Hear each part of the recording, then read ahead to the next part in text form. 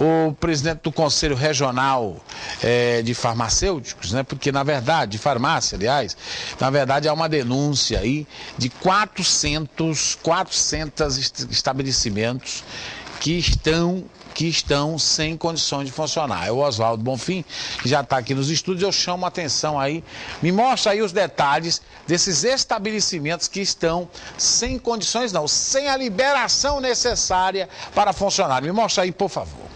446 farmácias piauienses foram denunciadas pelo Conselho Regional de Farmácia por estarem funcionando irregularmente, 181 por falta de farmacêuticos e 265 pela ausência do registro de firma. As infrações foram descobertas após 2.451 fiscalizações feitas no estado. Os estabelecimentos autuados têm prazo de 5 dias para se regularizarem. Caso não mudem, recebem multas que variam de 1 a 3 salários mínimos. Em caso de reincidência, a multa é de 6 salários mínimos. Os farmacêuticos que estiverem trabalhando de forma irregular podem ser punidos com advertência, multa, suspensão ou cassação do registro profissional. Olha, então tá aí, eu estou recebendo aqui o Oswaldo Bonfim, que é o presidente do Conselho Regional. Boa tarde. Boa tarde. Boa tarde.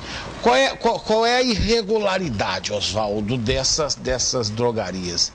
É porque não estão com os farmacêuticos, seria isso? Na verdade, as drogarias, para funcionar, elas precisam ter a certidão de regularidade do Conselho Regional de Farmácia, que para isso é necessário se ter o farmacêutico, e daí tirar a licença sanitária, que é o documento da autoridade sanitária. E ainda há resistência de estabelecimentos no Piauí, no sentido de se regularizarem no Conselho Regional de Farmácia, como também nas vigilâncias sanitárias. Diante disso, o Conselho tem feito as inspeções, as fiscalizações, tem multado, e no próximo ano nós já temos algumas medidas mais duras no sentido de cobrar esse estabelecimento. Até porque farmácia não é um comércio igual aos outros, né?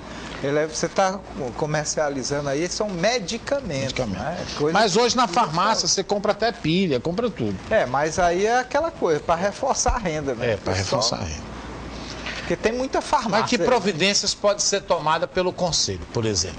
O Conselho pode pedir o fechamento desses estabelecimentos comerciais? Sem dúvida, o fechamento ele é uma atribuição da vigilância sanitária. Mas no caso, o Conselho provoca, tem convênio com as vigilâncias sanitárias, a Anvisa e a estadual. E o que Paulo Fontinelli falou bem claro é que a farmácia ele é um estabelecimento comercial diferenciado, ou seja, ele é para ter mais características de estabelecimento de saúde. Daí a gente vê alguns casos de doença, de intoxicação ou de morte por mau uso de medicamentos. Por quê? Porque se usa a farmácia como se fosse um comércio qualquer. Não se pode comprar medicamento como se comprar arroz, feijão, carne. Né? É verdade. E hoje a gente ainda vê no interior, na capital está mais difícil, mas no bairro ainda existe, o dono da farmácia medicando, clinicando, é verdade. Acaba, chega lá, rapaz, eu tô numa dor na garganta danada. Hoje não, porque o antibiótico já tem, mas o anti-inflamatório ele passa à vontade, né? Analgésico, o cara quem escolhe é o vendedor da farmácia. Daí a importância de você ter o prescritor, que pode ser médico, dentista ou veterinário, cada um na sua área.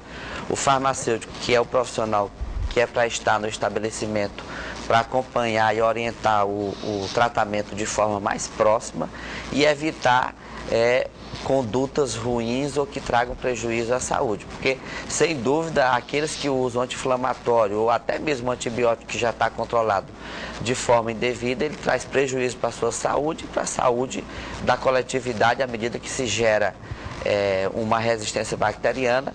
E quero dizer aqui que muitas pessoas adquirem doenças graves por causa de mau uso de medicamento, como, por exemplo, uma insuficiência renal, ela pode ser fruto de um mau uso de medicamentos. Então, a gente insiste de que tem que haver a prescrição ou a orientação pelos profissionais que são habilitados para trabalhar nessa área. Qual é a providência que vai ser tomada agora? As farmácias têm um prazo para ter o seu farmacêutico, para adquirir a sua licença ou não?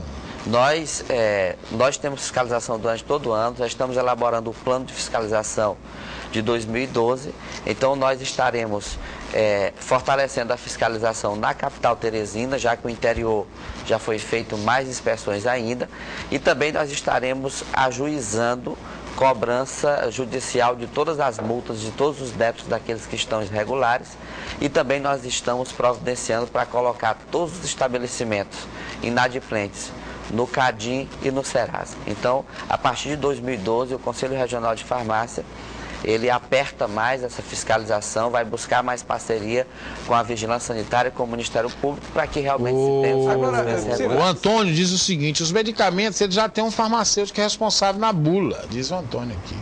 Para que farmacêutico? O Antônio aí não sabe quase nada de saúde, se essa colocação é dele, ele quis dessa forma. Porque, se fosse assim, não precisaria também ter médico para prescrever, porque a bula já diz para que é o problema e qual é a dosagem. Então, isso aí é um papo antigo de um pessoal que é contra no Piauí, que só atrapalha a saúde das pessoas no estado do Piauí. Então, não tem sentido isso. A norma e a necessidade onde tem medicamento, deverá haver farmacêutico. Lá em Portugal, por exemplo, que os brasileiros se juntaram com os índios e outros povos. Em Portugal, por exemplo, só pode ser dono de drogaria quem é farmacêutico. Na Espanha, nos Estados Unidos. Como o cartório, né? O cartório tem que ser bacharel em direito. Então aqui é que se criou essa cultura de se fazer de qualquer jeito, e daí o prejuízo é para a saúde da população. Então essa conversa aí de nome na bula e na caixa tem que ter mesmo. A fabricação tem que ter farmacêutica, a dispensação é a distribuição. Muito dono de farmácia que resiste em pagar um farmacêutico?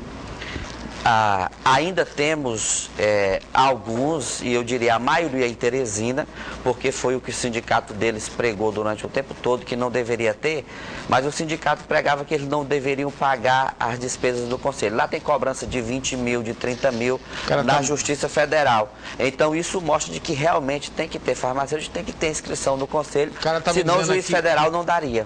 Que os donos de farmácias não têm dinheiro para pagarem um farmacêutico. E o CRF, Conselho Regional, não tem farmacêutico suficiente, se for colocar em cada farmácia. Primeiro, quem não tem condições, por exemplo, se o Sistema Meu Norte não tivesse condições de montar uma TV, ele não teria como ter uma TV. Então é a mesma coisa. Quem não tem condições de ter farmacêutico, não dá para ter farmácia. Quem não tem condição de ter médico, dentista, farmacêutico, não dá para ter uma clínica ou hospital. Então, quem não tem condições de ter farmacêutico deve mudar de ramo. Deve procurar um outro ramo, não há dúvida. E essa questão de número de farmacêuticos suficiente deixa de existir, até porque a FAES lá em Floriano formou a primeira turma, você fala muito em Floriano, a FAES formou a primeira turma, a Universidade Federal está formando, e a partir do próximo ano nós teremos todas as faculdades formando farmacêuticos. Então o problema de falta de farmacêutico também já é coisa do passado, e a gente espera mesmo que os empresários tenham a consciência de que a farmácia regularizada faz bem para a saúde das pessoas. Muito obrigado, então. Então tá aí, vai ter... Eu que agradeço, e amanhã nós temos eleição no Conselho, a gente quer pedir o voto para a chapa 2 de Conselheiro Federal, doutor Mário Abel e Cleverson, e nossa chapa única. Muito obrigado. Pois não, muito obrigado. Obrigado.